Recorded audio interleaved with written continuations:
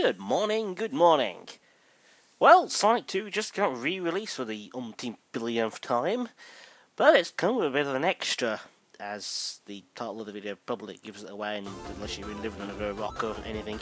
Yes, Sonic 2 has had Hidden Palace put back into it. So why not jump on a bandwagon and actually record it? Yay, me. I can totally, yay, anyway. Hidden Palace. Goes without saying, spoilers.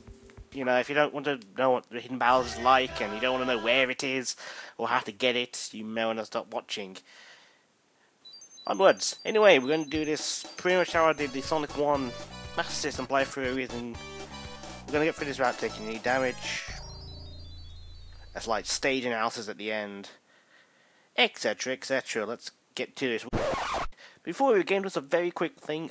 I am in need of beta testers, and soon. It is a Sonic-related project, so if you think you'd like to be interested, I would say drop me a line on YouTube, but I'm not sure how that works anymore on YouTube, so hit me up with this email. There's going to be a few more details at the end of the video, but if you're interested, keep watching. Anywho, onto Hidden Palace. Again, if you don't want to know how to access Hidden Palace, there's going to be an annotation here which is going to take you straight to the Hidden Palace in question. So, let us continue onwards with Hidden Palace. Okay, Mystic Cave. Fair enough. We've got a little bit of a trek through Mystic Cave first. Actually, to actually access Hidden Palace, it's fairly early on in the level. That said, if you game over, quit the game or otherwise just sort of stop somehow in Hidden Palace, you're going to be booted back to Mystic Cave Act 2 and have to do this little bit of a trek. Thankfully, to actually reach Hidden Palace, it's not that far in. There's just a couple of obstacles. Just as that prat. Always hate little flashes. I mean, it's just rude. Anywho, here we are. The infamous Spike Pit.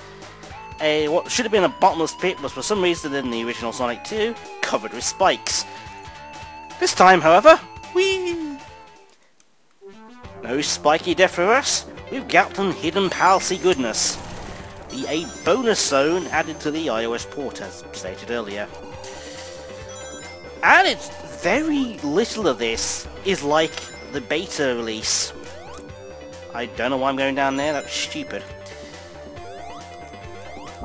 Oh, for God's sake. Sonic. Don't ask me where I'm going, because I have no idea. Yes, the majority of this level layout is completely new. Very little from the original remains. There's new gimmicks, the badniks do new things. Overall, it's fairly well polished, aside from the odd, weird and stupid enemy placement.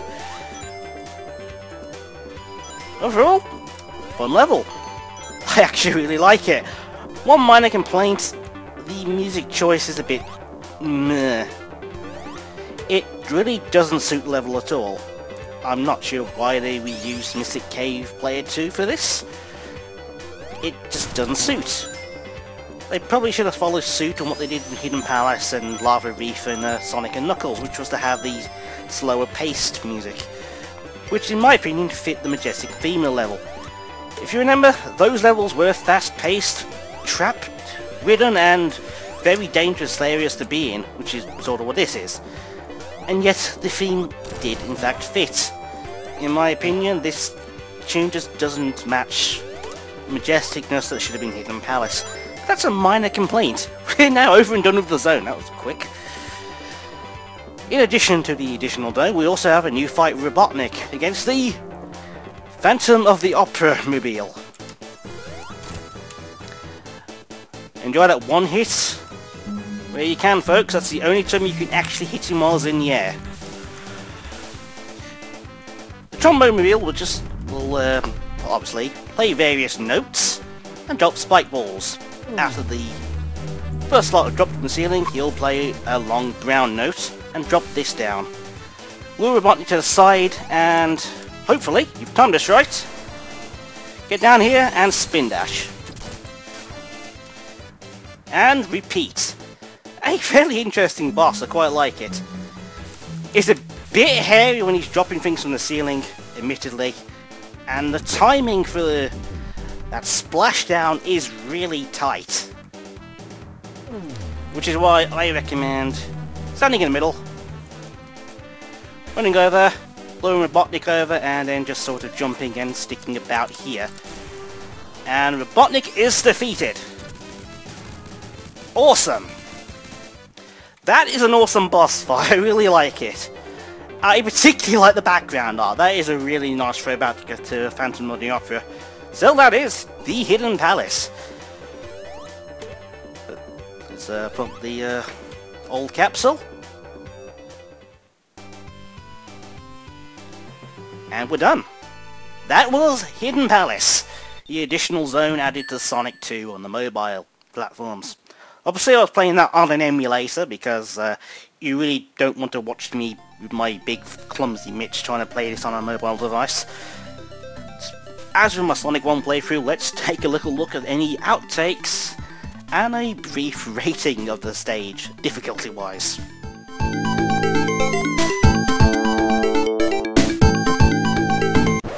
No contest!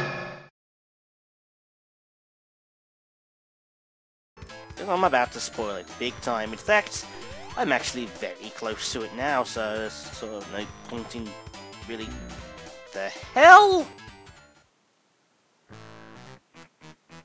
I swear that thing has really bugged up detection in this version. Okay. If you die, quit the game, or otherwise stop playing in Hidden Palace. You're booted back to Mystic Cave too. There's our spikes there, you bloody idiot! Ah, die against those things. Bad Nick! Bad Nick! Bad Nick! There's a bad Nick there. And he buggered off, you prat. I don't think I'm gonna get Hidden Palace at this rate.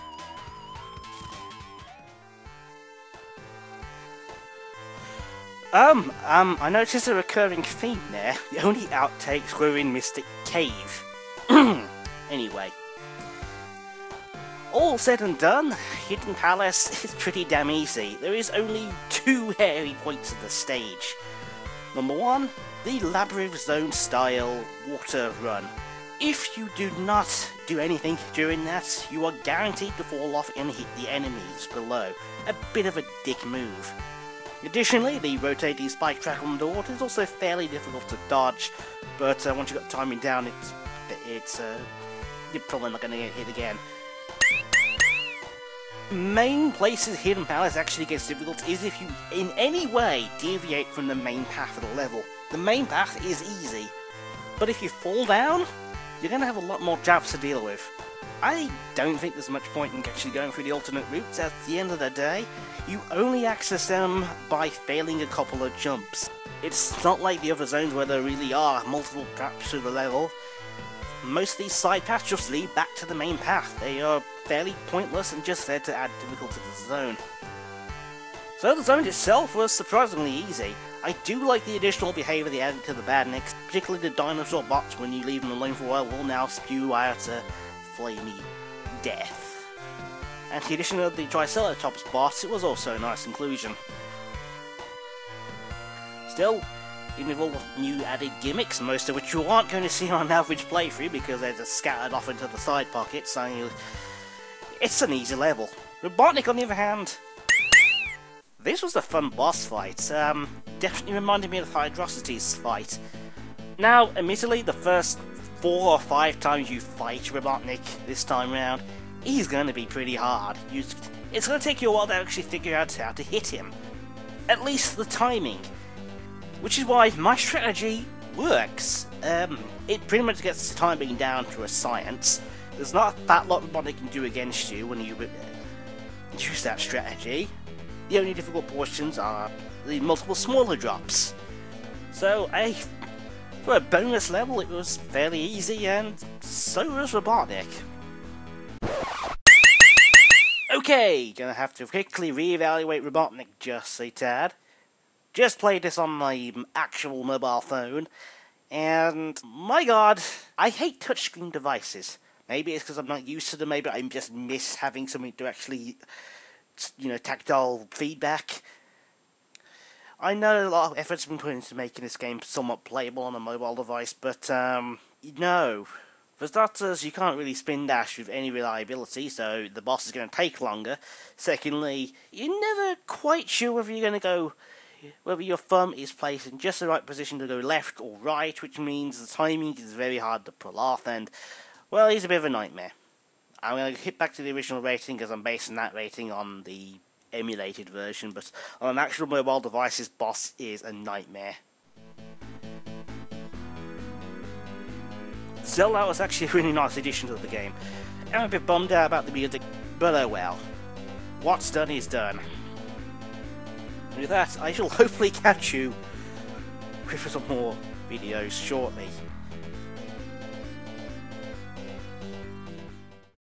As you may have noticed at the start of the video, I asked, I would like some beta testers, preferably ASAP. If you're interested in giving a unfinished project a little bit of a whirl, to both find glitches and give general feedback before I actually release it to the main public, simply drop me a line at this particular email address with the tagline, I want to be a beta tester. It would be helpful if you also include various specs of your PC to actually know what I'm dealing with. Unfortunately, Mac users and Linux users, I doubt what I'm working on will work on your machines. Highly doubt it. So that was a fun little lecture to the mobile game. I shall catch you later. I do apologise for another gap in videos. Things have sort of happened. Things have just sort of been a bit bad around here, and I'm hoping I can get a bit more recording in before the Christmas holiday. I hope. Maybe. Catch you later.